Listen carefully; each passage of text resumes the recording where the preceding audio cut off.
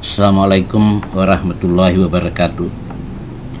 Berjumpa kembali lagi saudara melalui video pembelajaran biokimia.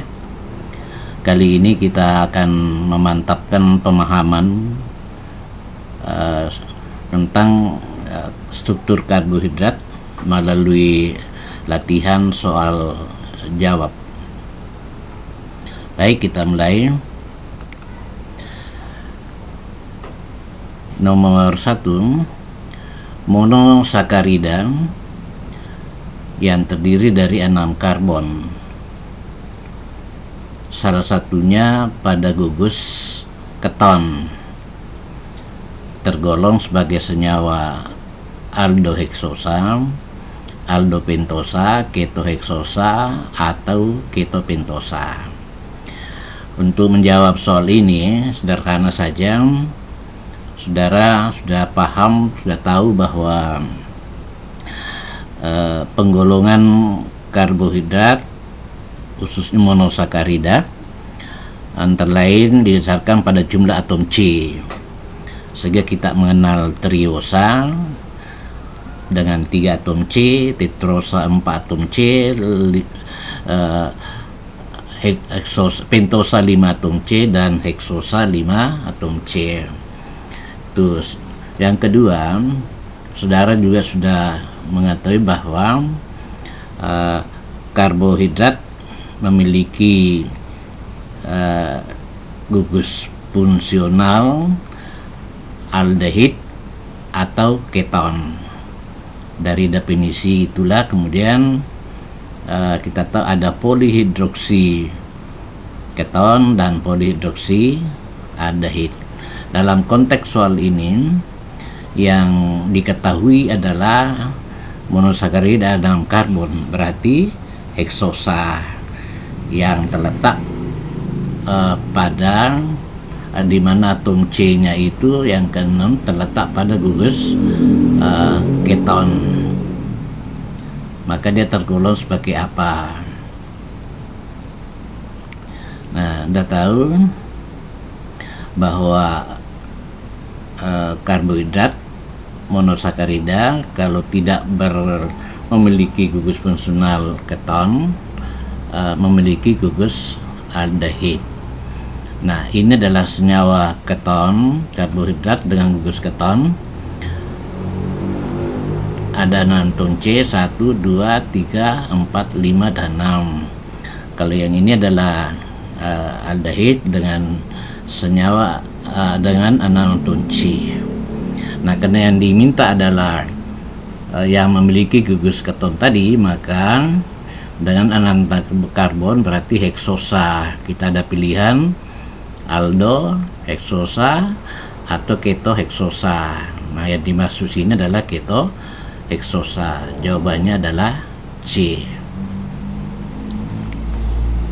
Selanjutnya, perhatikan gambar ini. Ini adalah disakarida, 2 unit monosakarida. Ini unitnya Anda perhatikan serupa kelihatannya, tapi sesungguhnya berbeda. Perbedaan keduanya pada atom C4. Ya, untuk saudara ketahui kembali, ini C1, C2, C3, C4, C5, C6. Demikian pula dengan unit kedua. Nah, sekarang mari kita lihat unit pertama. OH berada pada bagian atas pada atom C4. Itu menandakan sebagai galaktosa. Sedangkan pada unit kedua, OH ada di bawah. Ini atom C4 di bawah, itu menandakan sebagai glukosa. Nah, yang ditanya adalah monomer kedua ini. Berarti jawabannya adalah B, glukosa. Oke. Nah, selanjutnya perhatikan gambar struktur disakarida berikut ini. Kali ini yang ditanyakan adalah jenis ikatannya. Jenis ikatan apa yang menghubungkan antara kedua unit itu? Berarti yang ditanyakan ini. Nah, sekarang kalau tadi membedakan glukosa apakah atau glukosa atau galaktosa, yang diperhatikan adalah atom C4. Nah, untuk alfa beta yang diperhatikan atom C1 ya, ini C1, yang ini juga C1. Nah, kalau OH ada di atas berarti itu adalah beta. Jika ada di bawah sini pada atom C1 berarti alfa. Nah, sekarang yang terhubung di antara keduanya itu antara nomor C berapa dengan C berapa. Nah, kita semua tahu bahwa ini adalah C1, berarti ini juga C1, C2, C3, C4. Berarti antara C1 dan C4. Nah, jenis nomernya adalah beta. Maka sesuai pertanyaan, jenis ikatan glikosidik apa yang menghubungkan? Berarti ikatan glikosidik beta 1,4. Ini beta 1,4. Ya, jawabannya adalah B. Nah, ini kita ada penjelasan di sini. Lihat, adalah ikatan glikosidik beta 1,4 ya, B. Baik, perhatikan lagi gambar berikut. Nah, yang ditanyakan adalah monomer pembentuknya. Ini kebetulan ada 5 unit. Nah, ini unit pembentuknya apa gitu. Nah, kembali gunakan penjelasan tadi, perhatikan dulu satu persatu ya. Antara kelimanya tidak ada perbedaan ya, tidak ada perbedaan, semuanya sama. Nah, sekarang apakah ini molekulnya? Mari kita perhatikan. C4 ada di OH ada di bawah, itu berarti glukosa ya, glukosa gitu. Tadi sudah dijelaskan, apabila OH di atas berarti galaktosa ya. Jadi ini adalah glukosa. Jawabannya adalah B. Ya, untuk jelasnya Anda perhatikan supaya pada soal lain bisa saja muncul pertanyaan serupa. Ya, ini adalah glukosa, galaktosa. Perhatikan kembali perbedaan antara keduanya hanya pada C4 ya, gitu. Ini C4 OH di atas, ini C4 OH di bawah. Ini adalah glukosa, yang satunya adalah galaktosa. Sementara adalah fruktosa ini, nah, ini adalah C1, 2, 3, 4, 5, 6. Begitu juga jika ada di bawah adalah alfa, jika kemudian ini tertukar berarti beta. Oke, ini bentuk lain penjelasannya. Baik, disakarida yang terbentuk oleh ikatan satu-satu glikosidik ya, ikatan satu-satu. Tidak ditanyakan apakah alfa atau beta. Yang ditanyakan adalah ikatan satu-satu. Nah, senyawa apa yang membentuknya? Mari perhatikan. Perhatikan untuk 3 yang di bawah ini. Sukrosa, ini maltosa, laktosa. Apa perbedaan di antara ketiganya? Tentu saja ini adalah furan, dalam hal ini adalah fruktosa. Nah, ini apa?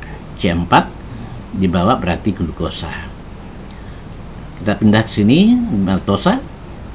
Nah, semuanya di C4, OH di bawah, ini juga OH berarti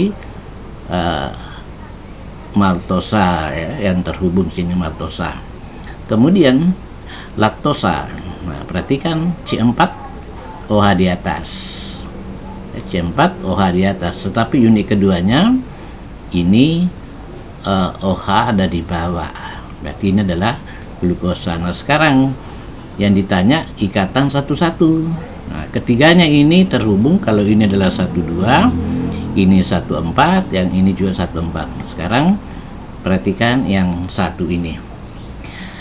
Kalau memperhatikan unit pertama, OH di bawah berarti glukosa. Demikian pula unit kedua. Tetapi perhatikan bahwa serupa tapi tak sama dalam posisi. Nah, Kalau ini C1 2 3 4 5 6, maka yang di sini C1 2 3 4 5 6. Jadi hanya penggambarannya yang diubah. Ya, perhatikan kalau seandainya ini Anda bayangkan ini dilipat ke sini, maka persis saling menindih. Oksigen ini dengan ini gitu, yang ini dengan ini. Kalau dilipat, artinya dua unit ini sama, cuma digambarkan berbeda. Dengan demikian, maka unit kedua ini C1 ada di sini. Nah, dengan C1 pada molekul yang pertama. Nah, inilah ikatan glikosidik, ya, ikatan glikosidik. Seandainya diminta ini ikatan alfa atau beta, ini mudah. Ini berarti alfa. Nah, ini juga adalah alfa. Maaf, ini sini alfa dengan alfa, berarti keduanya adalah alfa 11 glikosidik. Ya, nama tepatnya kalau mau ditambahkan ini adalah alfa 11 glikosidik. Oke, semoga jelas, saudara. Nah, sekarang selulosa. Ini satu polisakarida. Terdiri dari molekul apa atau unit pembentuknya itu apa? Apakah alfa glukosa, beta glukosa, alfa, ini alfa, dan beta glukosa, atau tidak ada yang benar di antara pilihan ini? Nah, mari perhatikan. Sebagaimana saudara tahu bahwa selulosa adalah penyusun dinding sel, ya, dinding sel tumbuhan. Nah, kalau dilihat secara mikroskopis, nah, kelihatanlah senyawa penyusunnya yang ini, diambil satu penggalan yang ini. Nah, sekarang perhatikan, ini berarti ya C4 ini berarti OH di bawah glukosa, kan? Ini juga C4, OH di bawah berarti glukosa. Yang ini juga C4, OH di bawah berarti glukosa. Sekarang ini adalah beta, yang ini juga berarti beta OH, yang ini juga beta. Jadi ketiganya beta. Nah, berarti unit penyusunnya itu adalah beta glukosa. Beta glukosa. Kalau dimintakan antara C berapa dengan C berapa, yakni C1 dan C4, sehingga hubungannya itu adalah beta 14 beta glukosa atau beta 14 glukosa. Oke, jadi jawabannya adalah beta glukosa. Baik, molekul karbohidrat berikut ini memiliki ikatan glikosidik 16, ya, memiliki ikatan glikosidik alfa 16, kecuali berarti hanya satu yang tidak memiliki glikosidik alfa 16. Nah, apakah amilosa, amilopektin, glikogen, atau amilon? Mari kita lihat strukturnya. Ini adalah struktur amilosa. Ya, struktur amilosa. Apakah ada ikatan alfa 16? Perhatikan, ini adalah C1, ini C4. Ini C1, C4. Tidak ada ikatan lain. Berarti bukan bukan amilosa. Ya, ini. Karena tidak ada 16. Nah, mari kita lihat amilopektin. Amilopektin antara unit ini adalah 14. Ini 1, ini 4, 1, 4, 1, 4. Demikian pula dengan di atas 1, 4.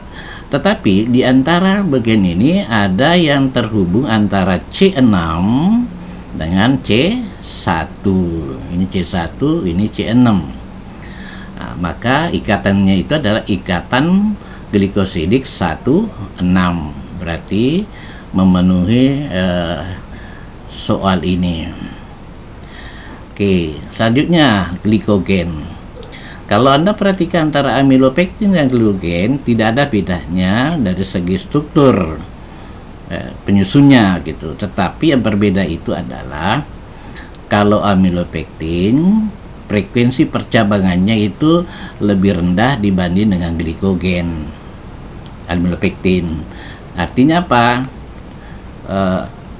Sekitar 24-30 unit, ini dari sini ke sini 24 sampai 30 baru terjadi percabangan.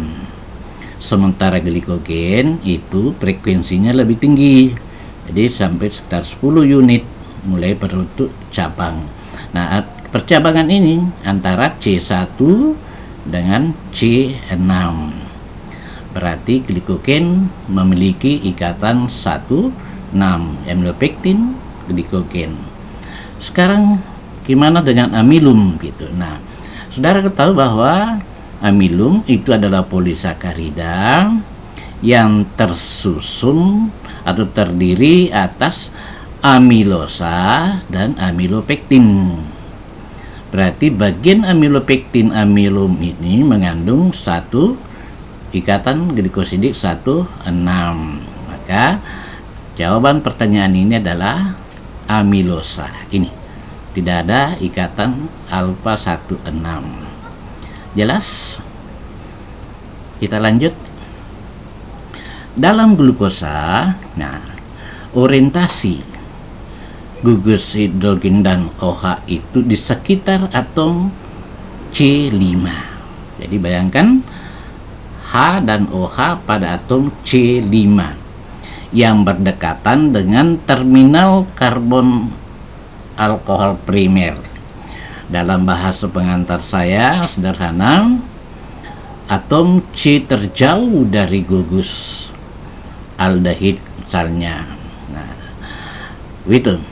itu akan menentukan, jadi orientasi ini pada C5 menentukan apakah itu glukosa atau galaktosa, anomer alfa dan beta, epimer, atau D dan L. Nah, untuk bisa menjawab soal ini, Anda harus punya pemahaman struktur. Pertama, mari kita lihat antara glukosa galaktosa, ini A. Nah, ini ada dua molekul yang tentu berbeda. Yang tadi diminta itu adalah orientasi HOH pada C5, ini yang dimaksud C5. Lalu terminal karbon alkohol yang dimaksud adalah ini yang terjauh. Bahasa pengantar saya praktis, yang terjauh dari gugus aldehid tentu adalah C6. Nah, istilah teknis kimianya adalah terminal karbon alkohol primer. Jadi ini tidak menentukan apakah dia glukosa. Yang menentukan adalah orientasi OH pada atom C4. Ya, sini orientasinya ini kanan, ini adalah kiri, berarti berbeda. Tapi dia adalah glukosa yang laktosa. Jadi yang ditanyakan adalah yang C5. Berarti jawaban bukan ini. Lalu alfa dan beta. Nah, ini juga struktur yang berbeda pada atom C1. Nah, C1 sementara yang ditanyakan adalah C5. Ya, yang ada pada atom C5. Berarti bukan B. Nah, sekarang epimer. Epimer itu adalah senyawa yang isomer yang berbeda hanya pada salah satu unsur C kiralnya. Ya, jadi misalnya glukosa dilihat dengan manosa. Nah, ini yang berbeda sini, epimer namanya itu ya. Hanya berbeda pada C2, yang lainnya itu sama. Nah, yang ditanyakan itu adalah C5 gitu. Jadi C5 orientasinya bukan, orientasi ini berbeda pada epimer itu antara C2 dengan pada glukosa, tapi dengan glukosa dan galaktosa berbeda hanya pada C4. Lalu bagaimana dengan manosa dan galaktosa kalau epimer? Maka terlihat ada perbedaan pada C2, juga perbedaan pada C4. Berarti ada dua, maka bukan epimer ya. Tapi yang ditanya sekarang adalah orientasi H pada OH dan H pada C5. Nah, mari kita lihat. Ini adalah gugus aldehid. Ini aldehid. Ini gugus terminal alkohol ya sini. Nah, yang ditanya adalah pada C5. Nah, ternyata ini kelihatan kalau ini sebelah kanan, yang ini adalah sebelah kiri, sama-sama glukosa. Ya, sama-sama glukosa, tetapi orientasinya pada C5 itu. Satu di sebelah kanan, yang satunya di sebelah kiri. Nah, yang kanan itu diberi notasi D dan yang sebelah kiri diberi notasi L. Maka jawabannya adalah D. Jawaban adalah D. Sekarang nama lengkap struktur ini. Nah, nama lengkapnya kembali perhatikan, cermati. Mungkin Anda sudah bisa bahwa ini adalah galaktosa. Mengapa? Pada C4OH ada di atas. Kemudian alfa atau beta OH ada di atas pada C1. Berarti itu adalah beta. Sekarang ini struktur dasarin senyawa apa gitu. Nah, berarti ini adalah galaktosa. Jadi bukan glukosa, galaktosa. Sekarang apakah bentuknya piran atau puran? Nah, bentuk segi 6 ini adalah piran ya, kalau segi 5 adalah puran. Dengan demikian kita coba beta ya, dua beta, lalu ini adalah galaktosa. Nah, kita lihat beta galaktosa, ini galaktosa lalu bentuk piran, maka jawabannya sesuai namanya adalah alfa D galaktopiranosa. Alfa D galaktopiranosa jawaban. Nah, nanti seandainya soalnya kemudian gambar ini berubah, misalnya OH ada di bawah, berarti glukopiranosa. Kalau OH-nya ada di bawah pada C1, berarti alfa glukopiranosa. Tapi sesuai soal ini, jawaban yang diminta adalah A.